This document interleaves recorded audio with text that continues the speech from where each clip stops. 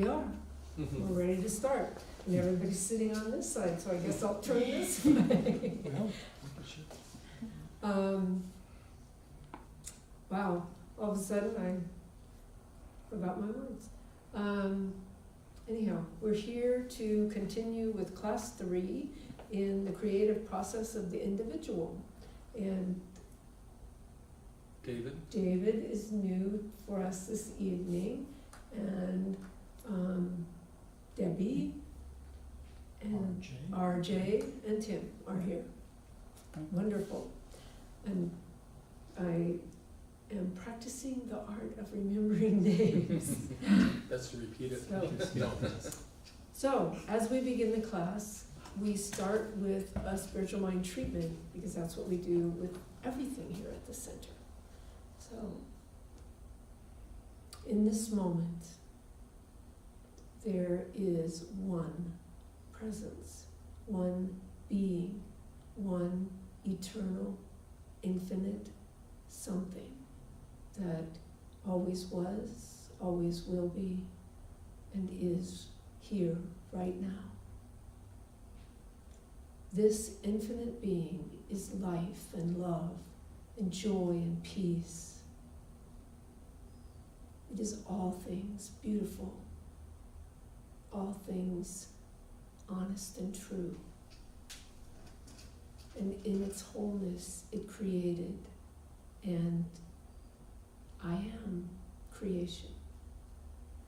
I am one with the one, as is everyone else here present. And we are here to explore the work of Thomas Troward.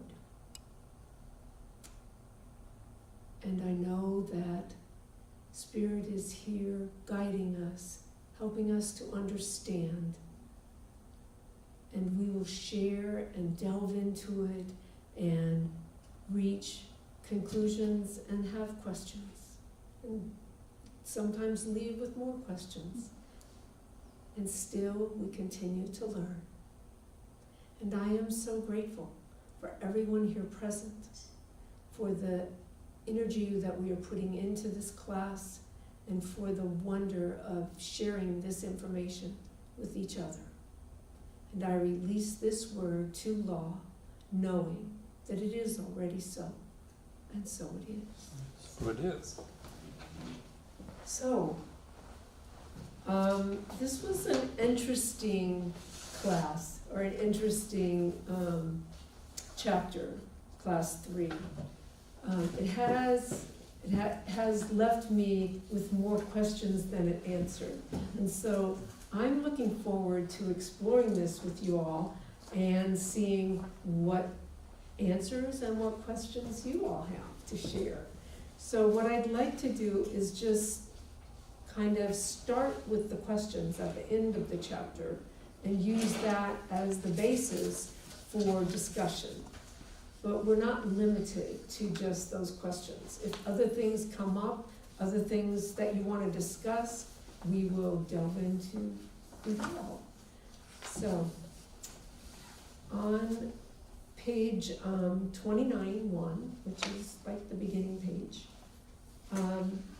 the question is, what are the 3 principles that are the very essence of the originating spirit?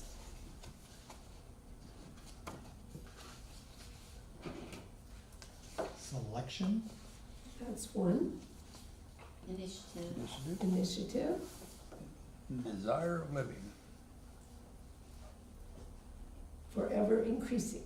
Enjoyment of life. Mm-hmm. So it's like the desire of living creates the increasing enjoyment. We're here to have a good time. That's it. If you're not having fun, what else? It's like, who wants to be here and not have fun?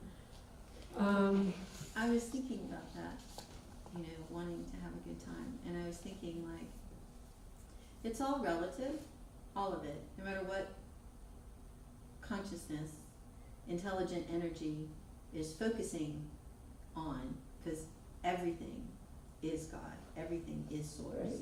So there's really no judgment as to, is this good or bad? There's none of that. There is, though, I was thinking, I was like, so we can choose poverty, or we can choose, just as that is the experiment of experiencing all of life.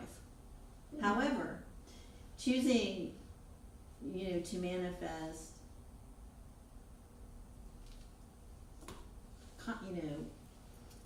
just things that are more fun, wealth, freedom, love, family, good time. It's just more fun, Yeah. Than choosing thoughts that really aren't just serving me as far as enjoying life. Yeah. I think the secret to that is knowing that you're at choice. Yes. Some people think they're stuck, Yes. that what's occurring in their life is sort of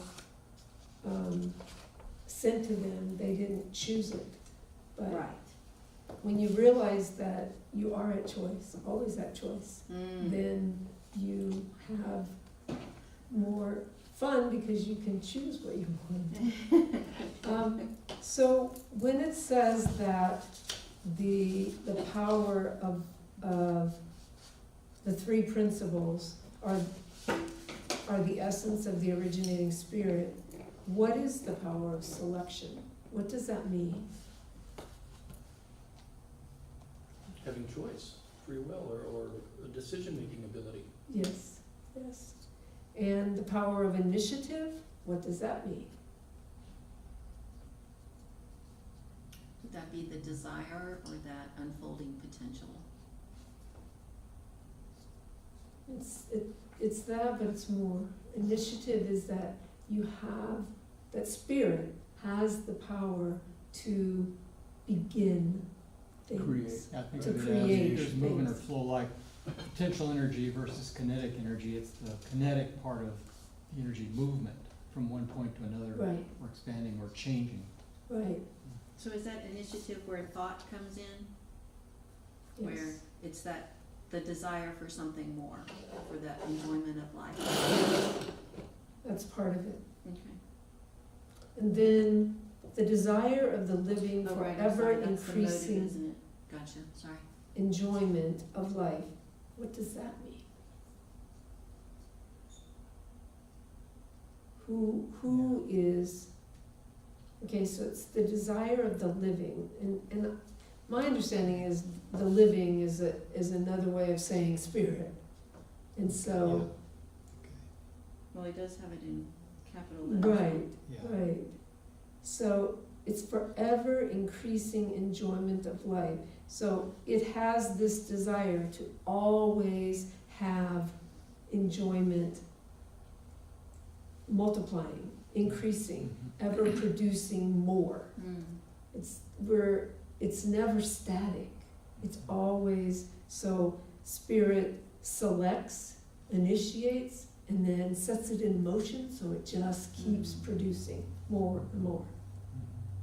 I was thinking about that, something that Tim was saying a little earlier about why spirit had to have a reciprocal, maybe that's jumping ahead, in order to see a comparison, and what we used were relative words, ever increasing.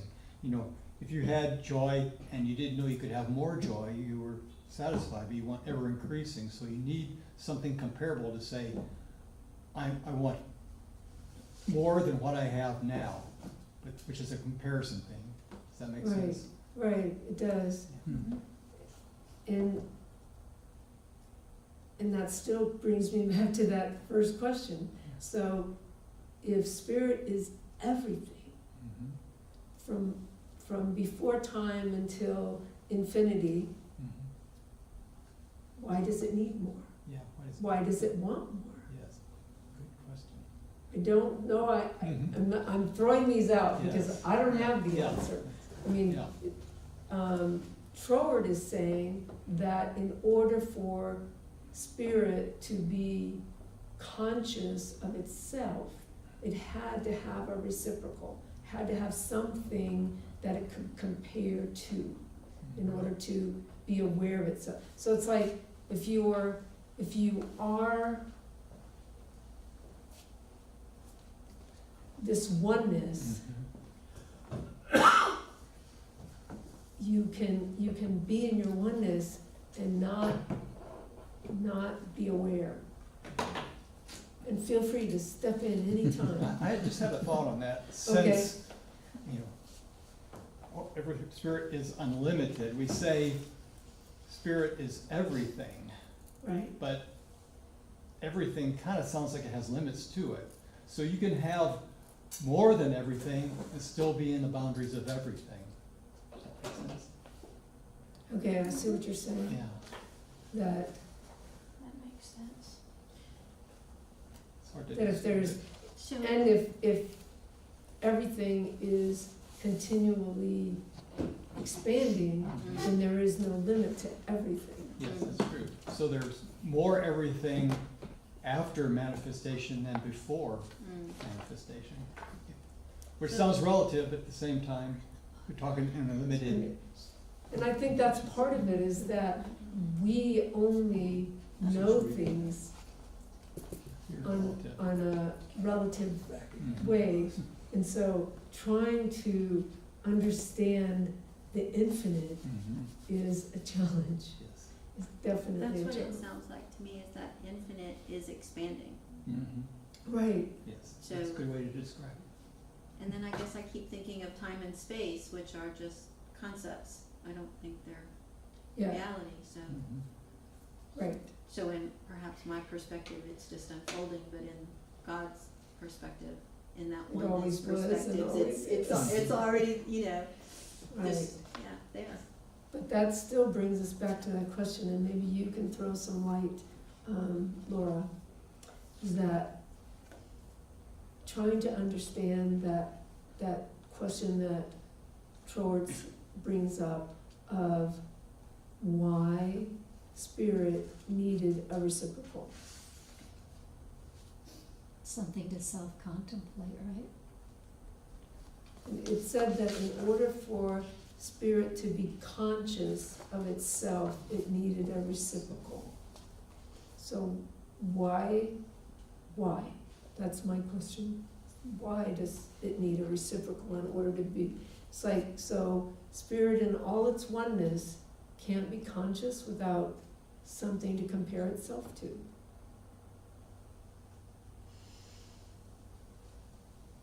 That doesn't sound right. It doesn't, it doesn't. And yet, No. so I read this and read it again and read it again, and it still sounds like he is saying that spirit, in order to know, to be conscious of itself, not to know itself, but to be conscious of itself. So it's sitting in its infinite oneness, but in order to move out into actually being conscious, it had to have reciprocal.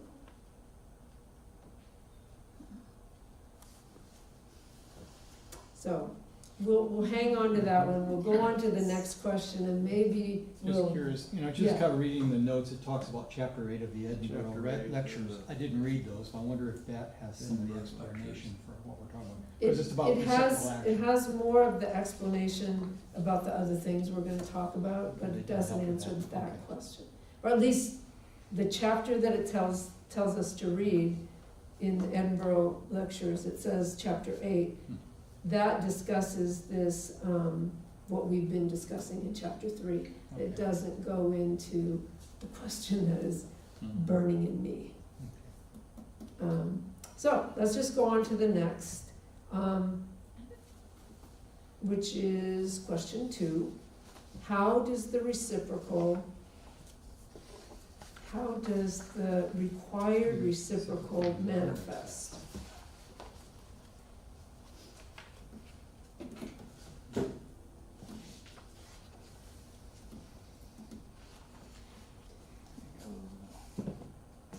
Okay, I mean, the book, the answer is that it consists in recognizing itself as the source of all things.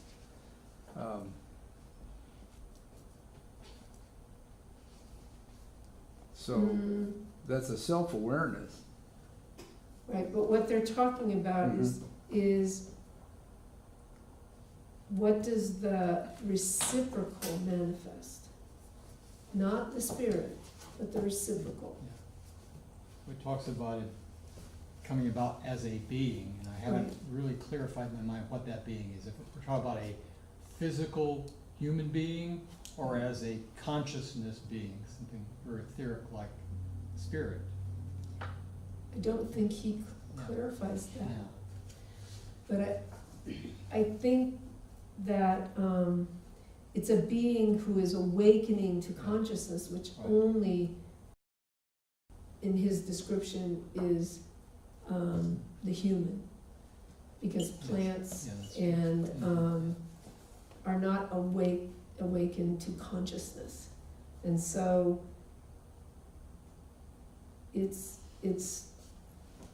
so the spirit is aware of itself through having a reciprocal, and so the reciprocal must be aware of itself, because it has to be the same, has to go back and forth in the same way. Spirit is conscious of itself, and then the reciprocal is conscious of itself as a creation of spirit, which is conscious of itself. It sounds like he's saying it's a natural progression. Right. That law of progression, to get to the next stage, you have to have that reciprocal of consciousness to continue that And unfoldment. that's that fourth level moving to that fifth level, I guess. Right. And it's Okay. just, it's right here, the law of continuous progression. Yeah. So it's just a natural law that is continually evolving, and to get to the next stage, that required reciprocal manifests. Okay, and the reciprocal is a being that is capable of being aware of itself. And of its relationship to the The divine. relationship to Right. the divine. Right, okay. Just, it sounds like what we're doing right here, Mhm. because we're awakening to the consciousness of a principle of where we're coming from, of ourselves coming into existence. Where do we come in existence from? Because it says awakening, Right, awakening to, right, and I think I could say that's what I'm trying to do, is just to awaken more. yeah. Okay, so how does the work of the artist differ from the work of the scientist? Kind of jumped from reciprocal manifest and jumps to the artist, but it does follow. Well, he says that an artist is expression of self, and then a scientist is comparing facts independent of the self. Yeah. Anybody else want to add anything? Well, scientists work with data, which is empirical data, where the artist works more than emotion, but with inspiration, with a creative flow, and expression. Artists are working to express themselves or Right. how they see the world, where a scientist is working to basically categorize and theorize and make sense of the world, but it's not an expression. You know, it's not like I'm gonna get up and dance out of joy or pain out of just love of painting. So they're different motivations, I think. Right, right. You know, they're both creative processes, but a little different motivation.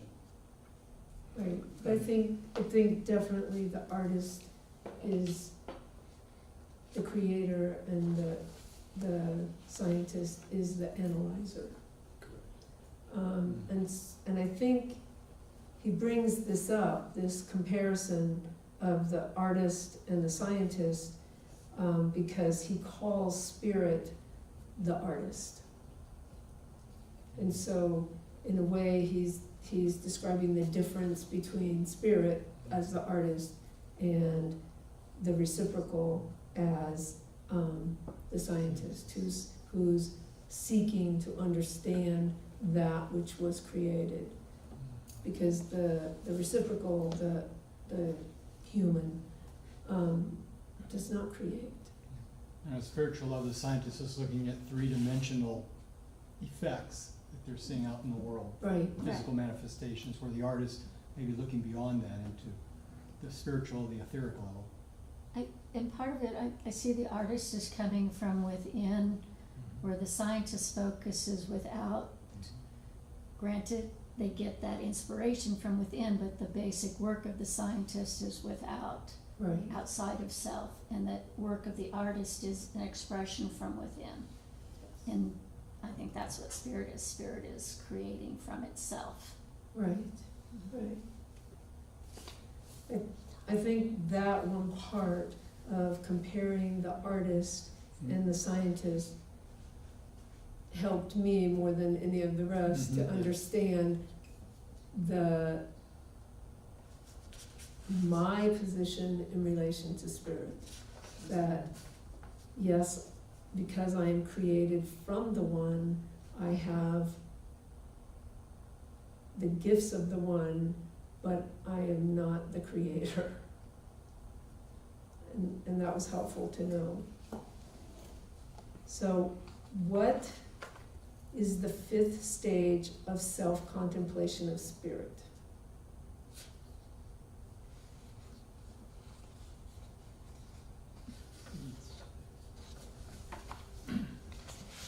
Becomes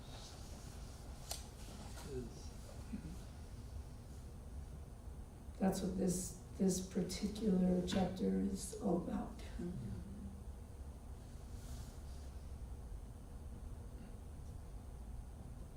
I guess in my mind, which would be at stage 4, we have consciousness, we're aware of ourselves, but that does not necessarily mean we are aware of our divinity or our connection to the divinity. So once we moved from being conscious of ourselves and others to the recognition of that etheric relationship to divinity, that's when we move to stage 5. But this is, what is the 5th stage of self-contemplation of spirit? So the 5th stage of what spirit I was is thinking doing. of being, okay. Right.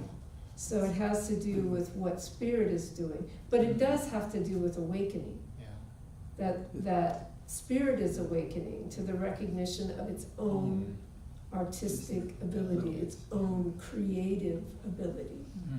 So like, and I guess part of what helps to understand all of this is not to try and put it into a linear fashion, because all of this happened immediately. I mean, we're breaking it down into this stage and this stage and this stage, as if it happened first, on the first day there was this, on the second day there was this, and on the third day there was this, but it didn't truly happen that way. It's like all of these things had to come to pass, but they didn't come to pass at individual times, because spirit isn't a part of time and space. Right. So how does it come to pass? Come to pass as a relative from A to B. So instantaneously, spirit was at stage 5. the spirit, yeah. Spirit has those sense of time, so, in the Bible, they break it down into what terms that people can understand. That day 1, they did this, and that was just a flow of progression. But as we look at creation now and looking at cosmos, it could be billions of years. That this doesn't make, in our sense, is unfathomable. I can't recognize a billion years. In spirit, it's just another day at the office, so to speak. Because spirit doesn't have any contemplation of time. So we're trying to, how do you categorize the infinite? Right. It Well, goes and goes. I think there's two things here. There is spirit outside of time and space that is everything, is infinite. But when we come into this realm of time and space, there is an evolutionary process. And that's what Trevor is walking us through, how things mechanically became from mineral to plant to animal to human. And now we're getting to the place of spirit going, wow, this has all been mechanical progression, the law of averages. Now I recognize my creative spark, my creative ability. and it's not gonna follow any path anymore. It's whatever Spirit chooses to create, and that's why the reciprocal of human beings came up with that inner recognition of the divine, so that there's something to continue this process of growth. To me, it's like, yes, Spirit is all of it, but creating this realm that we live in, there is evolution. And we're getting to that fifth place where it's no longer a law of averages, it's that creative choice. You know, my mind is making choices consciously. It's Right. that conscious part of going, wow, I know how to do this.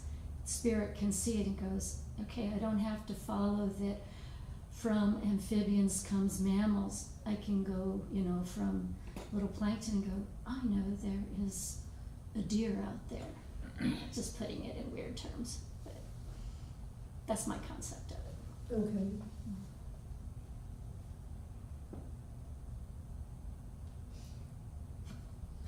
I don't- Well, I mean, you know, if there is a law of continuous progression, that's the thing that sometimes, I've been trying to think, I've been tempted to write down all of these laws, because there's one or two laws on every page, and based on that law, this is what happens. So how did that law happen? Right. I mean, I look at some of it, and it's a wonderful flow, but I go back to the very beginning, that there has to be certain assumptions made. And if you accept that assumption, then this happens. If you don't accept that assumption, then it's not gonna unfold in the progress, Right. okay? So it's all had to start somewhere. And And- that's what he's trying to do, is describe how it all started somewhere. And he does make some assumptions, and he says, if God this, then it would have to be this, because it couldn't work any other way. Yeah. That's basically what he says, is that Mhm.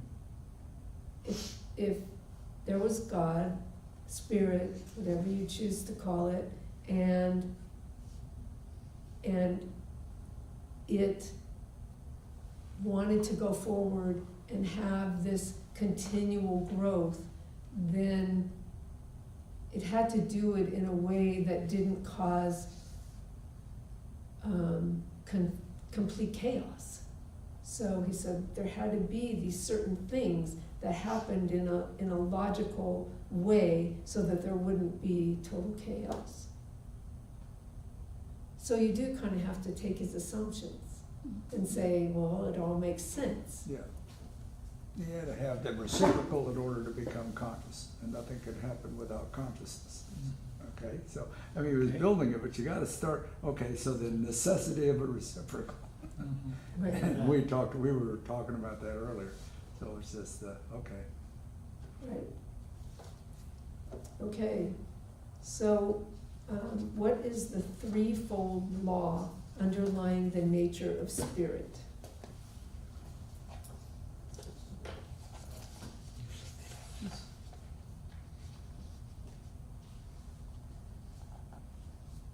Well, there are the three terms which some of them I disagree with. He uses truth, life, and beauty. And I've heard truth, beauty, and love before. Right. I guess love, life is the same thing. So I'm not sure Well, what. he only lists three, and in Science of Mind, we list 7, but then sometimes Ernest Holmes has listed even more than that. But there are just some basic elements that are truth about spirit. There was one part where he's saying beauty, that, which I found a little bit like, really? If God has to be beauty because it's not possible for it to be ugly. It's like, why not? And how do we describe what is beautiful and what is ugly?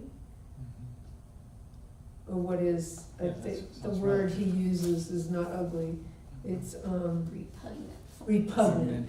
To me, that's, yeah. Yeah. So, God can't do something repugnant.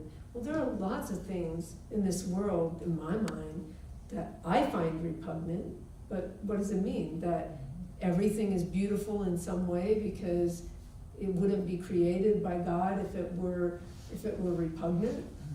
Well, maybe God's initial creation was beauty, and through the law of continual progression or the interference of the freedom of man or choices, then things get messed around with, get screwed up. We get those,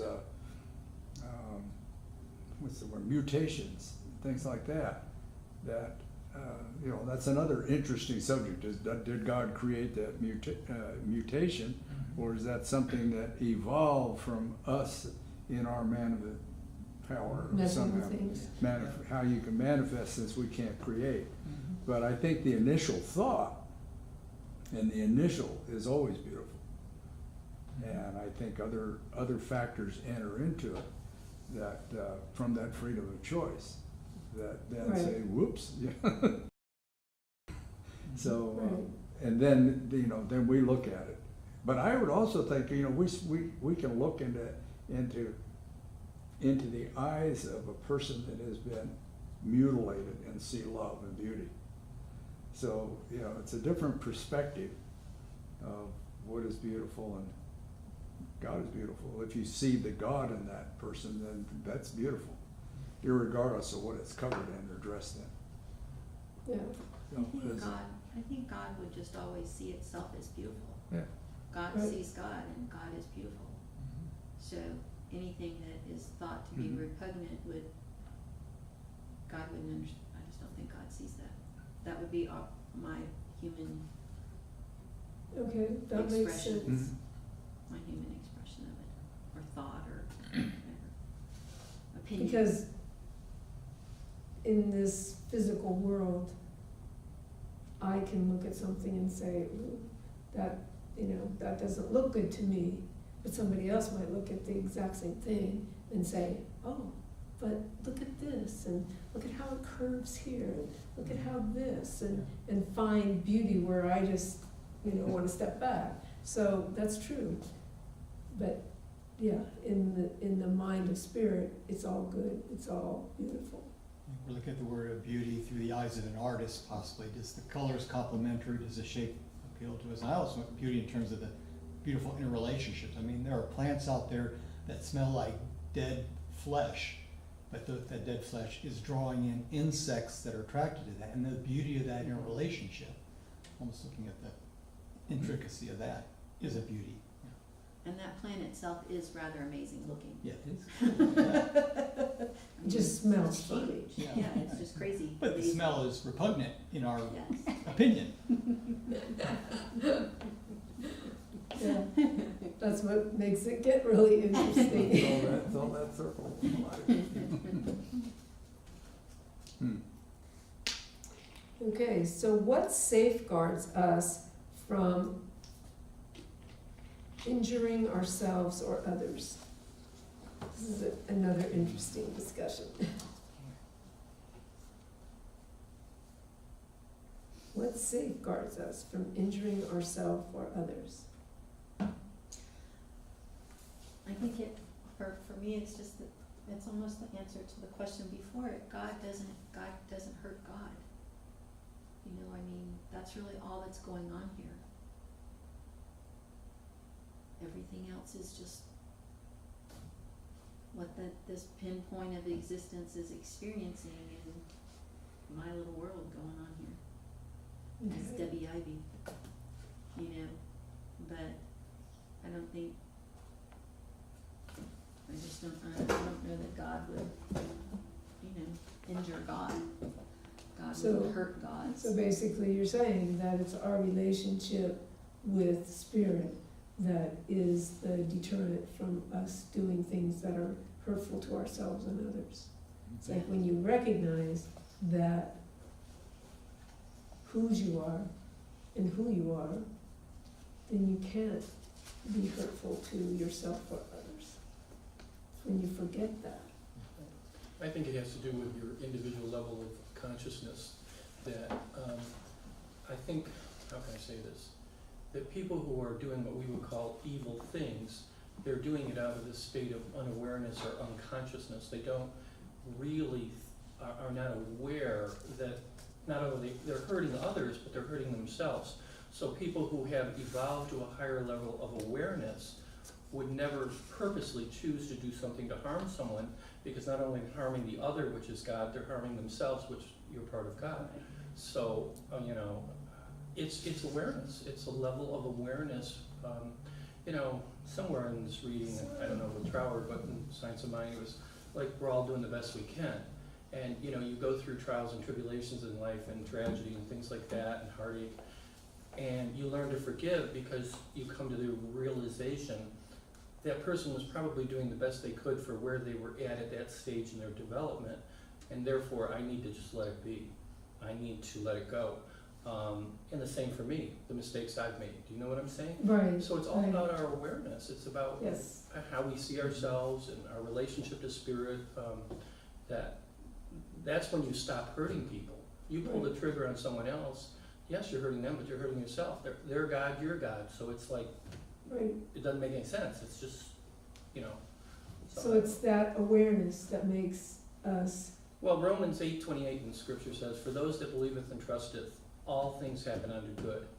And if everything is God and it's all one, then everything we experience is good, even though when we're going through it, it's a tragedy or a crisis.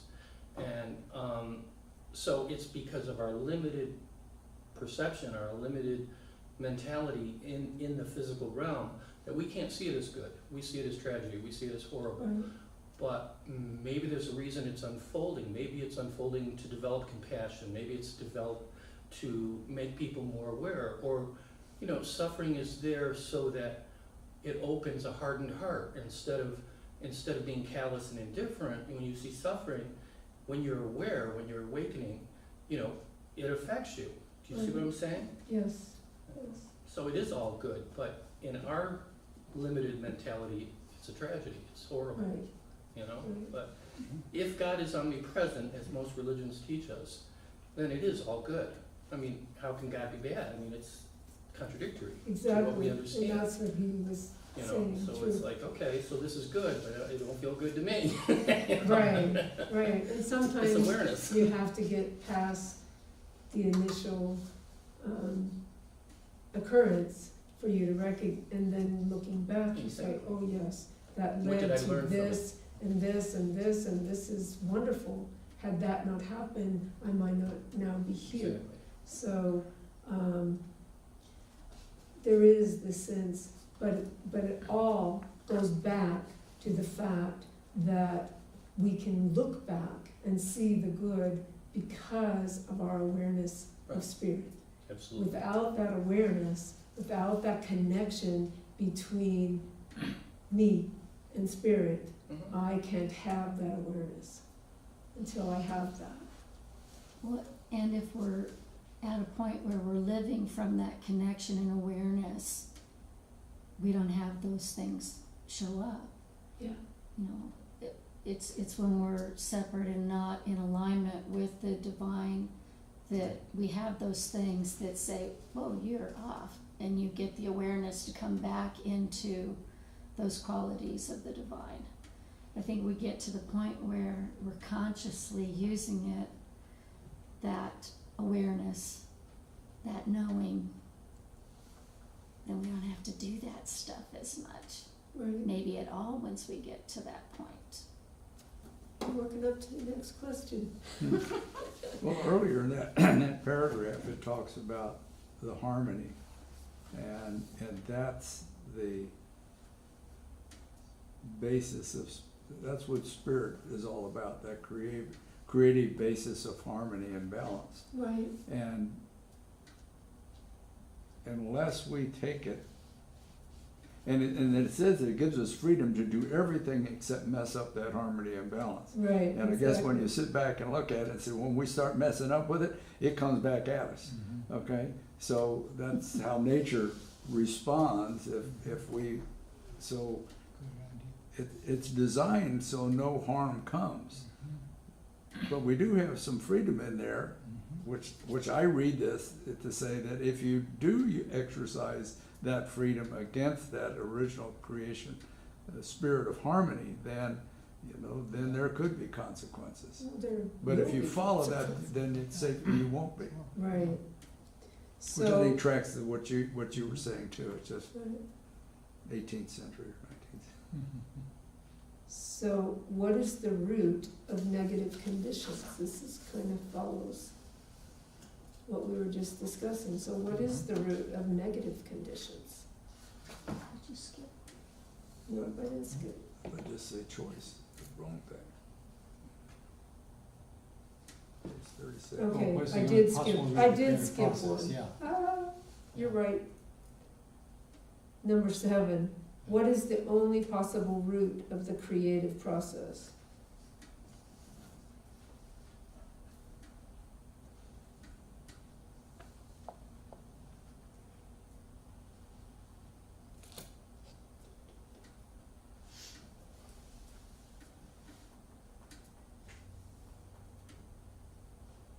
It's the I think it's the self-contemplation of pure Yes. spirit. Yep. Is that initial root. I mean, could there be any other route to creation other than spirit? No, If we accept the belief that there was one There it is. being There it is there. out of which everything came into process, then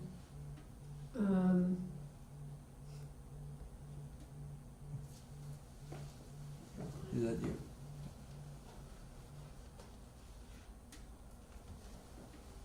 it's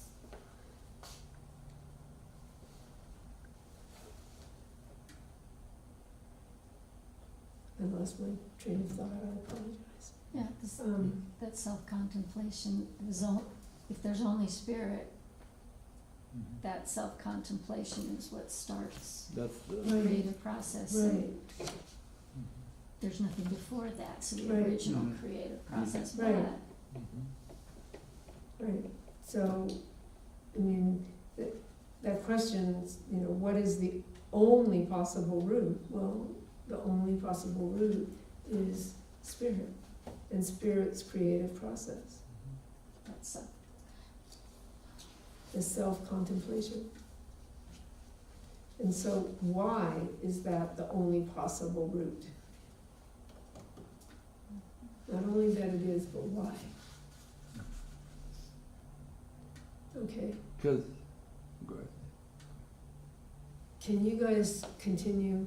This is about my trip tomorrow and getting my flight, so. Why don't we take a break?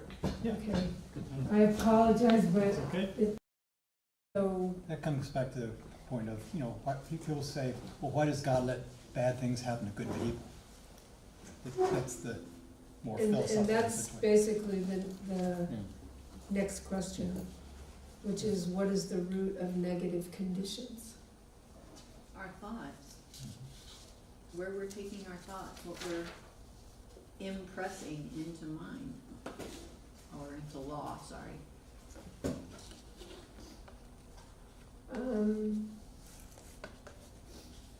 Yeah, but it's a little more than that. At least the way that he describes it, it's like spirit cannot act negatively. And humans can act negatively. They can act in whatever way they choose to, but when they act negatively, they're in opposition to spirit. Yeah. And so spirit isn't going to go down the road towards that choice. And so we're gonna see spirit as being negative because we're seeing what we are doing as positive. So it's only in comparison to spirit is always positive. And so when we're negative, we see, we're not in connection with spirit. We can't be, because spirit can only be positive. So does Freud believe in duality? I don't think so. Maybe you can answer that question. Well, So, I'm not the one to answer that, because I think that's a paradox, that there is only one and there is duality. Yeah. So talking in terms of duality, I don't understand the way he says this about spirit, or spirit appearing negative.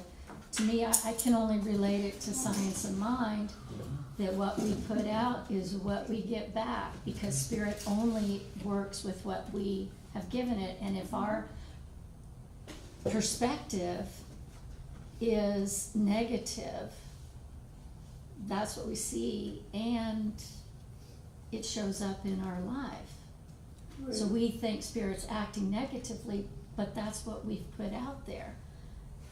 And I'm guessing he's saying like a lot the same thing, but it just doesn't read that way to Well, me.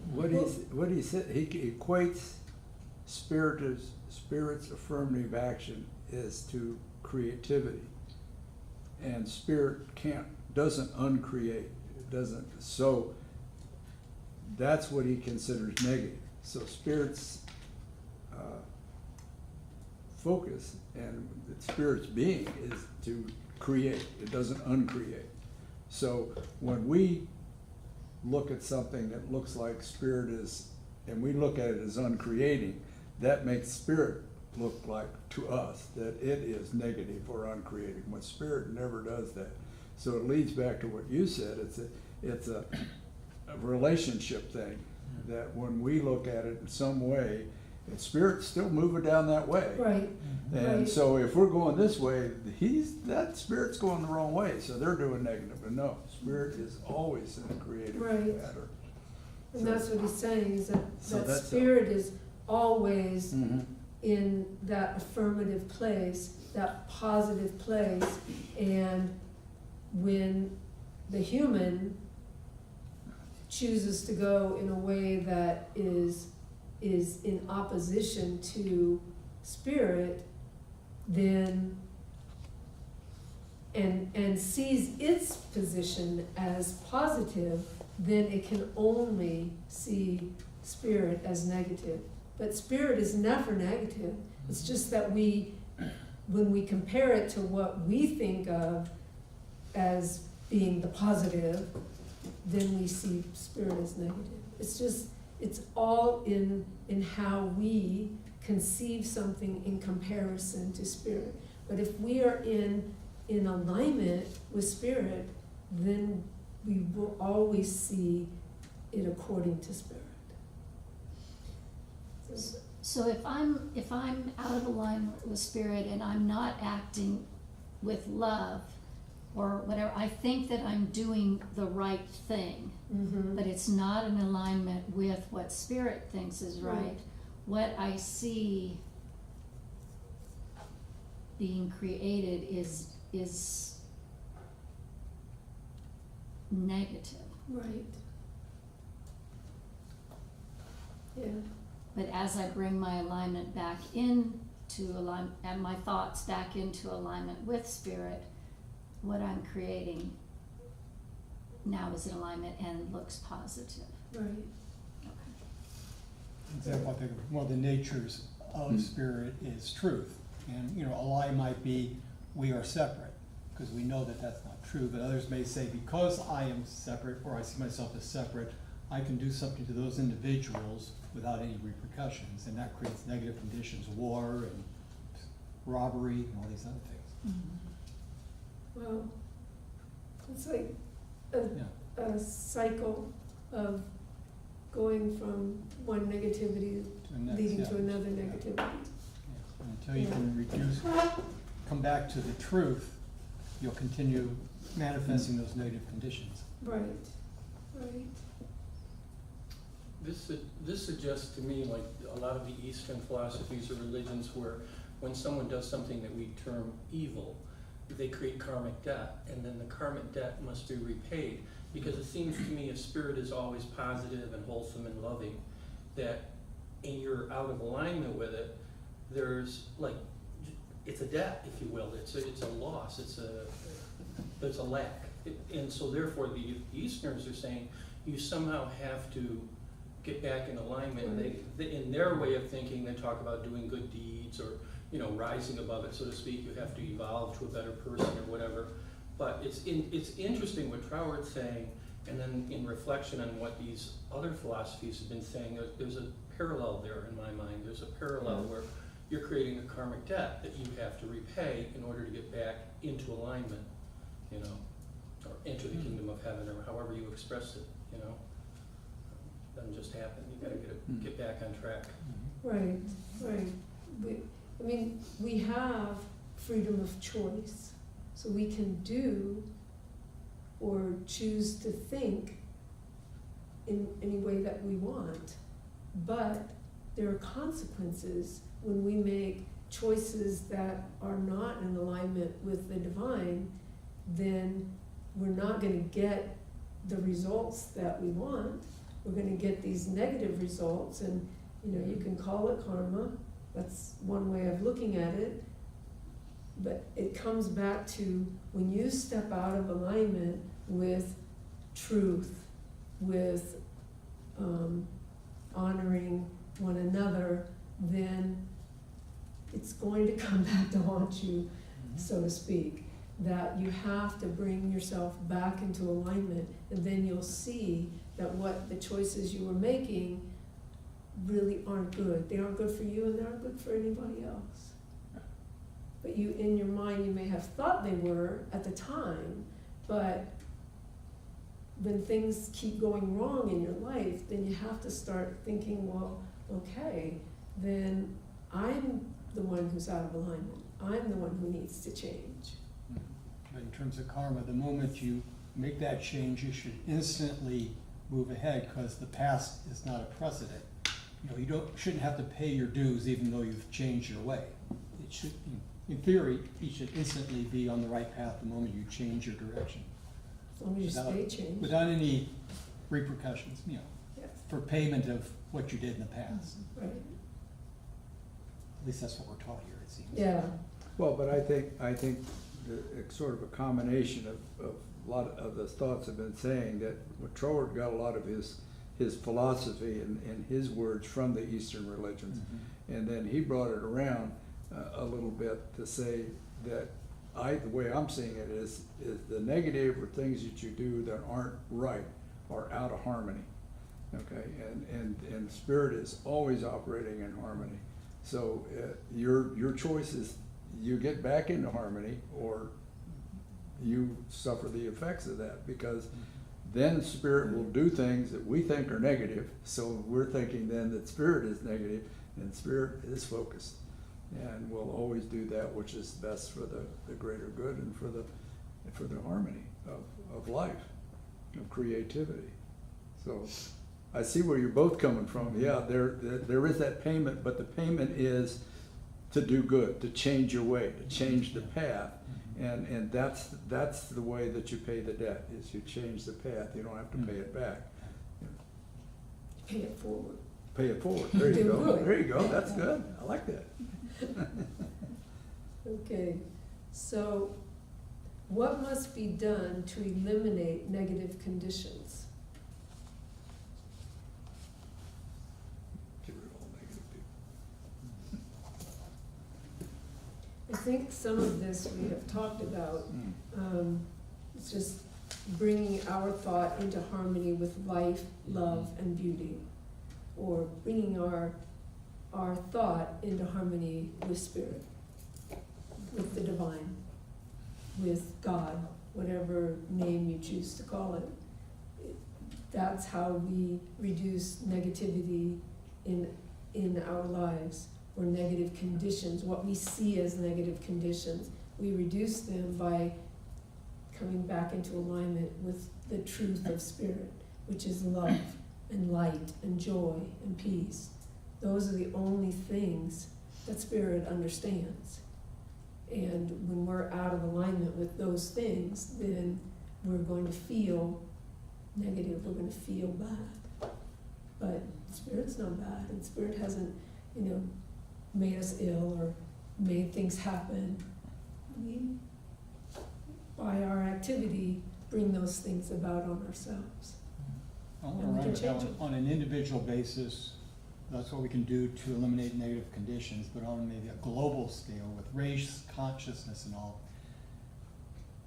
we individually can influence a change in negative Right. conditions, but we cannot change negative conditions on a global scale as easily as we could probably change within our own lives and as an individual. Correct. But if, So I don't think that's what the question's asking. How do we change, war and poverty in the world?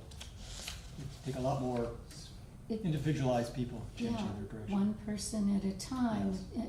The more people that come into alignment with the qualities of Spirit eventually shifts this global idea of war and poverty. Mhm. It moves real slow Yes. until we get enough people that 100 staying monkeys- in that line of harmony. So we can't poof see it maybe, but we do contribute to that shift. Right, right. I think that everyone who moves in the direction of living in harmony with truth, with Spirit, moves all of the world in that direction. And then the more people who do that, the more people who take time to be thoughtful, take time to align with truth, then the more the world will shift. It can't shift unless people shift, Mhm. unless Yes. thought shifts. Otherwise, it just goes on continually producing what appears to be negative, because there aren't enough people yet being positive. Mhm. There's a group, and they say that it takes 100. They base it on this thing with these monkeys that were on these islands, and there were monkeys on 2 different islands, and when there were 100 monkeys doing a certain task in a certain way that was new, then when there were 100 of them, then it spread to this other island, even though there was no physical contact between them. And so they've created this concept that when there are 100 people, they can cause a shift in attitude and thought in a larger community, even without directly talking or impacting other people, but because there are 100 people that have come together living a certain way, it affects people around them. Then another 100 affects people around them, and it spreads. So, but it all comes back to that thing of we have to change our thinking. In order to eliminate negativity, we have to make our thought in alignment with the divine. And that's where meditation comes in. The thought that was just said about the war against poverty reminded me of what it said when they asked her to march against the war, and she said, "No, I won't march against the war, but I will march for peace." Yeah. So that's similar. I won't Yes. march against Mhm. poverty, but I will march for abundance or something. Yes. Change the Yes. whole Yeah. twist of it, Right. and then it becomes positive, which is the direction of harmony Right. versus negative. Mhm. I Yeah. like that. I won't march against poverty. I'll march for abundance for everyone. I like that. Yeah. Oop, Coming up with some good stuff. So, how does evolution working in us differ from evolution working in the cosmos?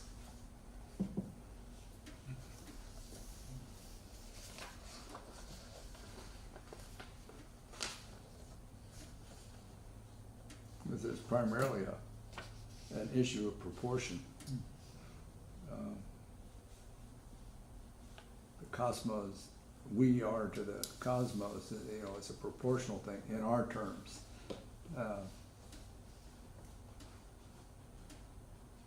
That's how I kind of look at it. The evolutionary process is basically the same, but there's a huge difference in scale, so to speak, or proportion. Okay, but part of it is the difference between spirit, which is creative, and humans, which influence with ideas and movement, consciousness, but we don't create. And so that's the difference of our influence, is that spirit has the power to create, and we have the power to influence. We meaning humans. Any other ideas? So I think what you're saying is the inspiration for a creative action in an artist or a musician or a creative individual comes from spirit. But the source of it all is the spirit, and you're sort of an instrument, channeling this creative flow. Is that what I'm hearing? Yes. And it goes back the other way. It's like, yes, spirit is giving us creative ideas, but we have ideas that spirit can then act upon in a creative, in creating something new.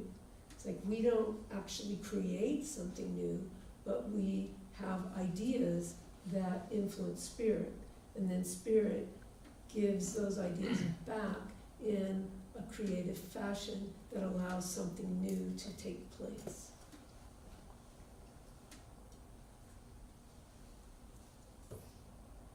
Anything to add? I was just reading it, we talk about that. We, I guess, as the manifestations are providing special conditions in which these things are manifesting themselves in a variety of useful and beautiful ways. Yep.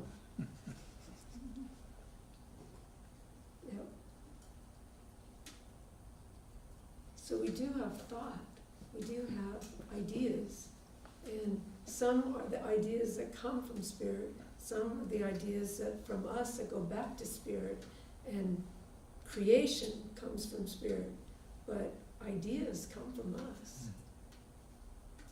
And It goes back and forth. when we take what's already here, what's being created, Right. and rearrange it or make it into something new, but we're still using what was the building blocks Right. that spirit actually created. Right. Right. And sometimes we take those building blocks and we go, oh, and we have an insight. Some of that is our thought, and then, but some of it is spirit, like going, so kind of pushing you in the direction of nudging this, nudging that. That's how I see it. It's like spirit is the creative force, but we have to be receptive to that inspiration, and then play with what's there to enlarge it and make more creation happen without actually being the creator. So, how does the cosmos exist?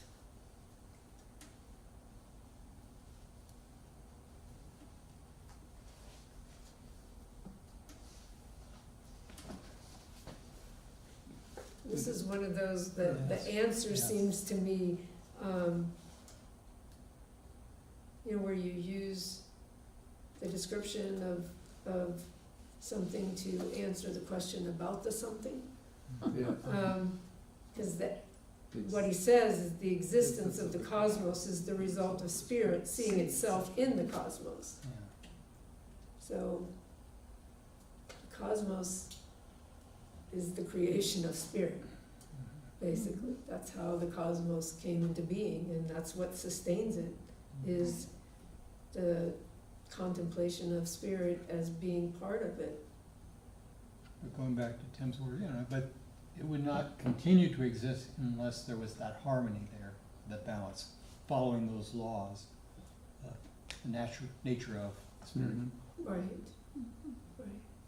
I often say that, if this wasn't in place, the cosmos would just spin out of control and fall apart. So it's always the spirit seeing itself in the cosmos Mhm. that keeps Yeah. everything. And seeing its in nature place. in the cosmos, the harmony, the balance, the Right. love. Yeah, that is. Speaking it from a traditional religious point of view, they say that all creation rightly gives you praise. In other words, the Creator is present through creation. But I think we also need to realize the Creator is more than His creation, in my opinion. Right. That it's not just what we see, feel, or the cosmos that we know. There's something more behind that, the mind of God, if you will. But most religions teach all creation rightly gives you praise. The heavens declare the glory of God. But I always see the Creator is present within the creation. You see the artist within the painting, you see the musician within his musical score, but it's more than that. They're more than that. That's a reflection, that's a portion of them. And so, to me, God is more than Right. the creative aspect. Very He much. certainly is the creative aspect, but so much more. Creation does not contain the Creator, is another way of saying it. Mm. It's not limited. Right. The Creator's not limited by His creation. Mhm. Right. You just said it very well. I don't know. Okay, spirit contains the creation, but creation doesn't Exactly. contain Exactly. the It's more wholeness than of that. spirit. And yet, Ernest Holmes does say that all of spirit is in the one. Like, in one of us contains everything.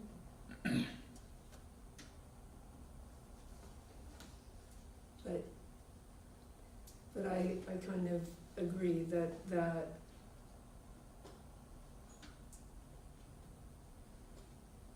there is this one that is greater than the creation, because it's the mind, the thought of the Creator. It's greater than just what we see as the creation. Mhm. It doesn't wanna, okay. It wants to jump right off my, That's it, Here. now you're coming back. I think it's all a matter of relation, and I think he talks in here, he calls something like a personal factor. So, our relation to what is within us will manifest in our experience. Where spirit is totally aware of everything that it is, at some point, I'm not totally aware of everything that's in me. And as I become more aware of that, which I call spiritual growth, then more and more manifests. right. So it's that relationship of, and as we progress, as we leave this shell, this human body, and our spirit then moves, then, how big is spirit? If it's resting, I mean, it just goes, it throws another question out. So if spirit's eternal, and it's all part of the one, then how big is it? Well, I don't know that there is There's- it's just like having an aura and having the Right. more, it just grows and grows. There's It no never- way to measure spirit Mhm. because there's no end Yeah. to it. There's no top or bottom or sides. Mhm. It's beyond that, and Yeah. beyond that, and beyond that. So we can't ever say because what spirit size keeps, it is. yeah, spirit keeps creating, so no matter how much we create, we're always in a catch-up game. Yeah. Right. I mean, if you wanna look at it that way, because spirit never stops, it's just infinite, Right. yeah. But I think you hit on something really critical, is that in this human form, we aren't aware of everything. We probably can't ever be in this form aware of everything that spirit is aware of, and goes way, way beyond anything that we can even fathom. But as we become more aware, then the possibilities open up more for us. And we manifest, a greater degree of the wonder of life in our personal life as we become more aware of spirit in us and we allow it to work through us. That's the amazing thing about science of mind. That knowledge, that understanding, that awareness that there is this infinite being that is in me, fills me, and I have a connection that I can keep growing towards, and that allows my life to expand in miraculous ways. Beyond, there's a meditation that I use that says, Spirit is within me and infinitely beyond me. And I think that's why Trower talks about the creative process, because as we consciously create this individualized piece of spirit that is me, is using that allness of spirit, because I'm in that creative process with my thought that touches all of spirit to make things come into form. I don't know that I grow bigger, I just am more conscious of the process, Right. and that what's within me has this amazing power that will work for me Right. and create whatever. And it just allows so many different permutations of what spirit can be, because my thought of creativity is different from yours. And granted, there's a lot that aligns. We all know this room is here. But what I can imagine is what I bring as this individuation of spirit, even though I'm still in spirit and my consciousness grows as I understand that creative process. Right. It's kind of, I know. Sometimes like, whoa, wait a minute. So, what must the individual consciousness recognize? we are so ahead of ourselves. What's that? We are so ahead of ourselves on these questions. We've already What do you mean? answered them.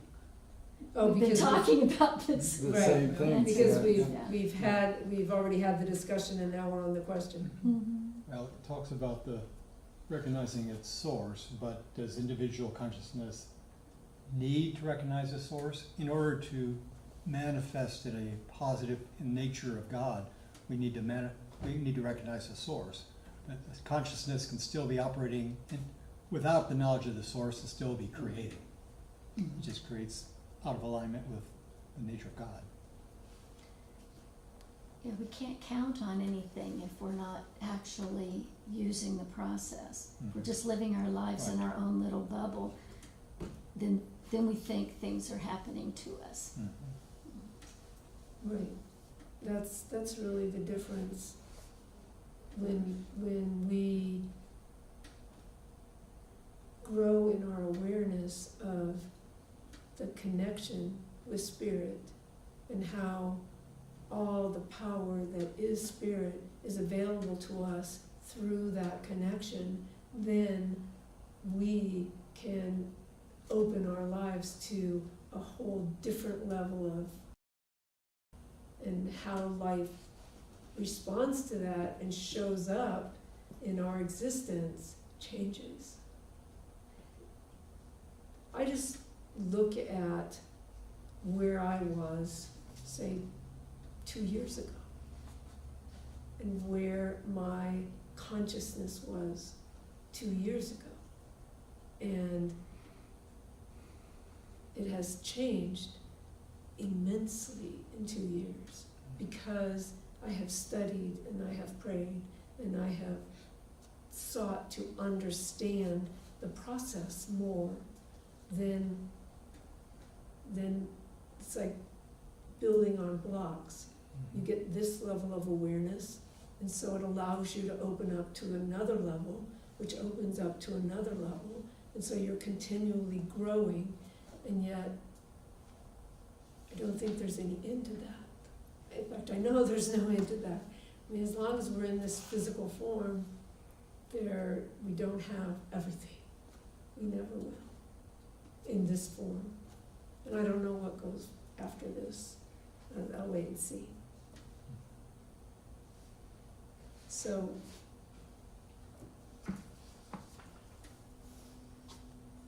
what is the divine ideal?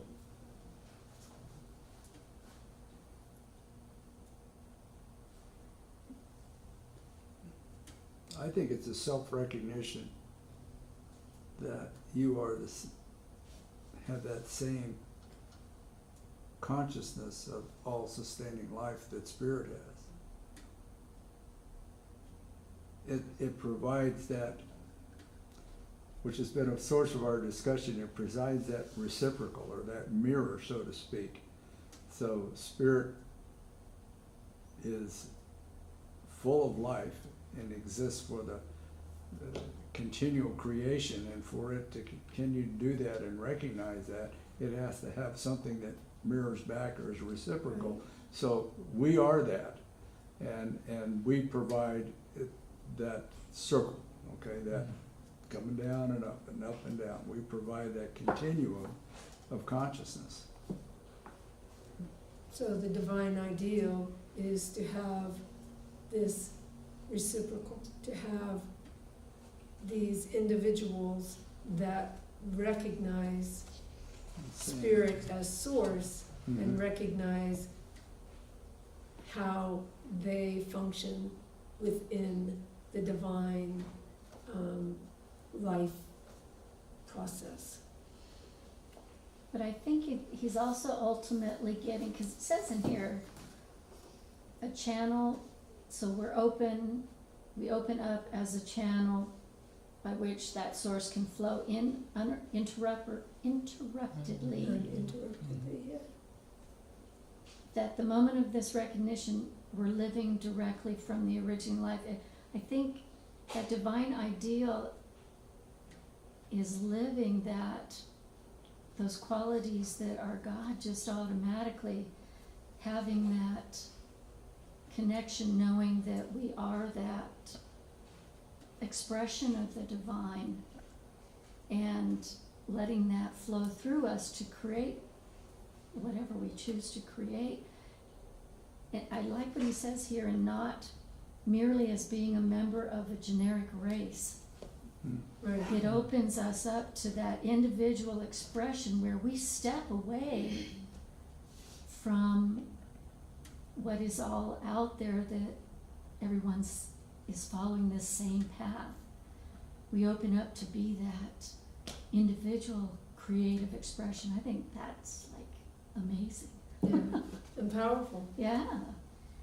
It's like, There you and so when I read that, the divine ideal, to me that says what the divine most wants, you know, what it holds as the ideal, as the perfect, the perfection would be that there is this being that recognizes Spirit as its source, and can then mirror back and open itself completely.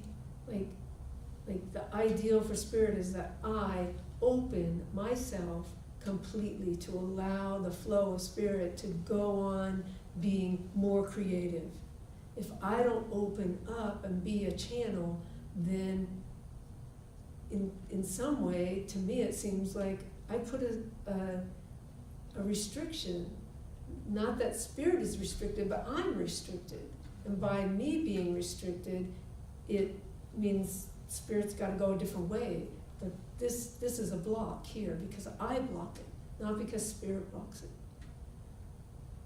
Spirit's infinite, but it's trying all these different ways to get out here and to work, to make life be fuller and richer and wonderful. But I have to open up and say, use me. I'm here. I'm open. And then amazing things happen that you have no idea. But God does. To my way of thinking, divine ideal reminds me of when Jesus said, I and the Father are one. It is not I, but the Father who does the work through me.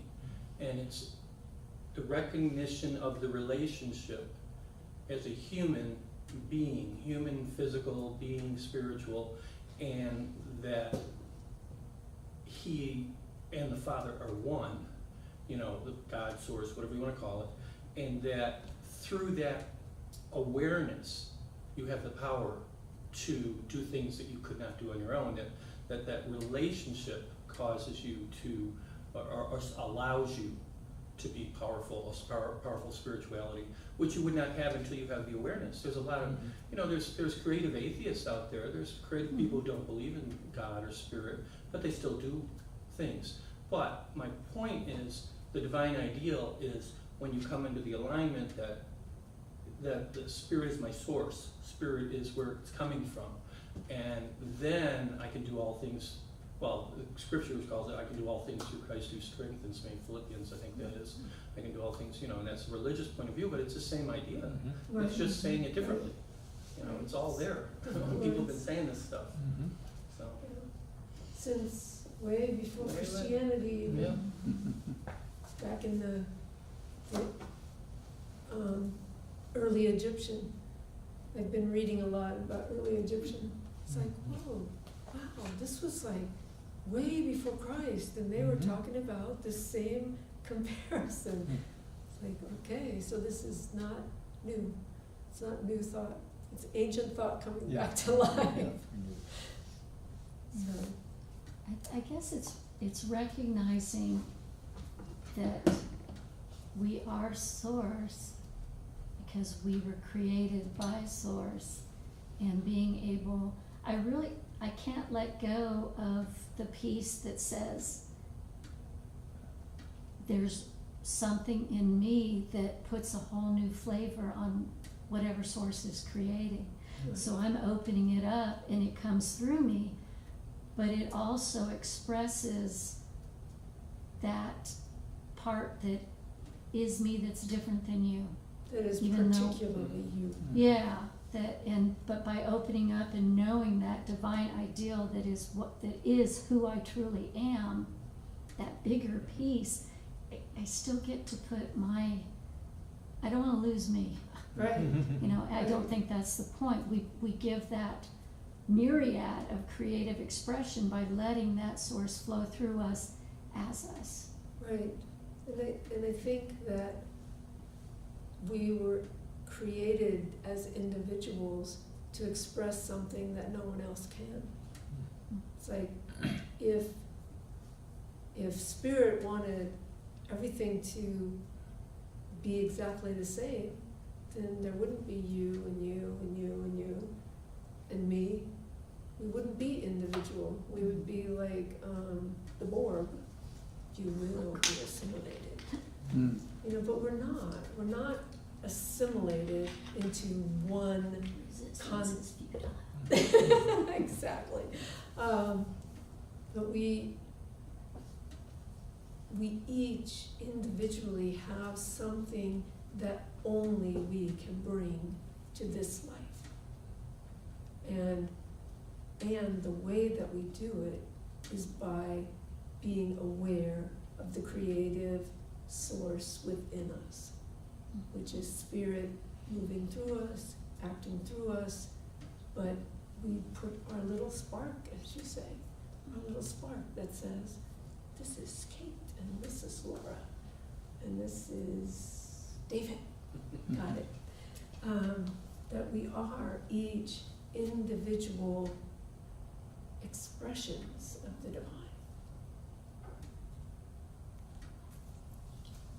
So, is there anything else anyone would like to contribute? Or Well, discuss? putting human parental constraints maybe on spirit, but I'm just kind of thinking that as we get to that point of realizing our source and manifesting from that source, I think that's some of the enjoyment that God's getting out of this. Like a parent proud of his kids because I gave them freedom of choice and they came back to me. Mm-hmm. Yeah. And a lot of times I've heard that that's the process of life where we have come from God and are on our path back to God and being that oneness and knowing that source. And we get to have fun along the way. Yeah. A nice way. Mm. So, on that brilliant note, I think we will finish for tonight. I'm gonna turn.